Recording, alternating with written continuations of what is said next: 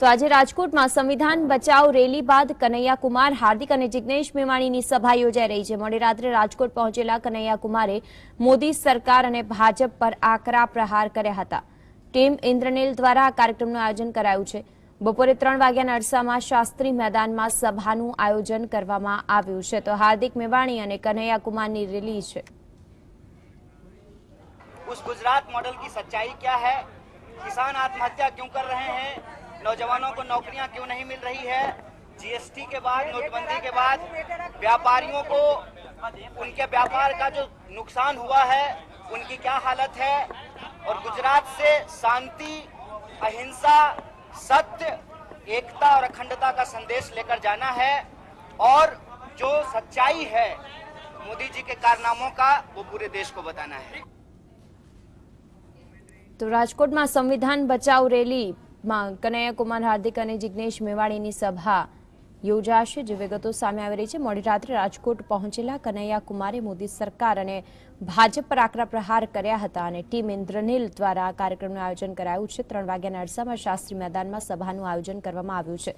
મહત્વની વાત છે કે જે રેલી હતી તે પૂર્ણ થયા બાદ વિગતો આપી હતી ને વડાપ્રધાન મોદી પર આકરા પ્રહાર કર્યા હતા। બેરોજગારી મુદ્દે, ખેડૂતોના દેવા માફી મુદ્દે, આ તમામ મુદ્દે આકરા પ્રહાર કરીને સંવિધાન બચાવ જે રેલી યોજવામાં આવી હતી, આજ રોજ શાસ્ત્રી મેદાનની અંદર સભા પણ સંબોધવાના છે।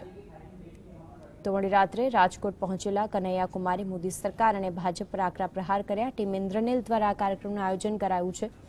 વધુ વાતચીત સંવાદદાતા રવિ પાસેથી મેળવીશું। રવિ, કનૈયા કુમારની રાજકોટમાં રેલી યોજાઈ અને ત્યારબાદ જે નિવેદન પણ આપ્યું વડાપ્રધાન મોદી વિરુદ્ધ, તેમણે નિવેદન પણ આપ્યું છે। સાથે સાથે આજરોજ શાસ્ત્રી મેદાનમાં સભાનું આયોજન કરવામાં આવ્યું છે। વિગતો શું છે સમગ્ર મામલે?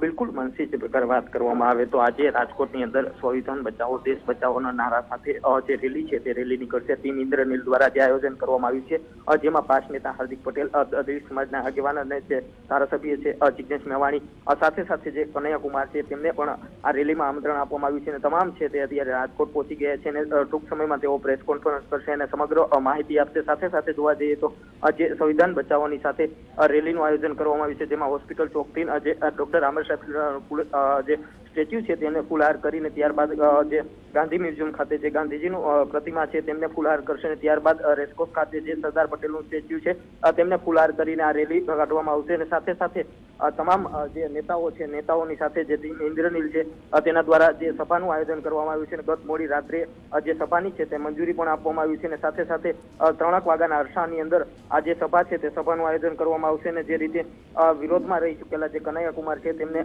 રાજકોટમાં છેલ્લા 3 દિવસથી વિરોધ પ્રકારે બેનરો હોય તો બેનરોમાં કાળી શાહી ફેંકવામાં આવે છે અને સાથે સાથે જે બેનર છે તે બેનરને સળગાવવામાં આવે છે।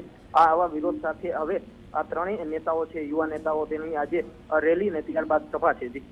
જી રવિ, જોડાયેલા રહેશો। અન્ય મુદ્દે આપની પાસેથી વાતચીત કરીશું। રેલી પૂર્વે મોદી સરકાર પર આકરા પ્રહારને થોડી જ વાર બાદ પ્રેસ કોન્ફરન્સ પણ યોજશે।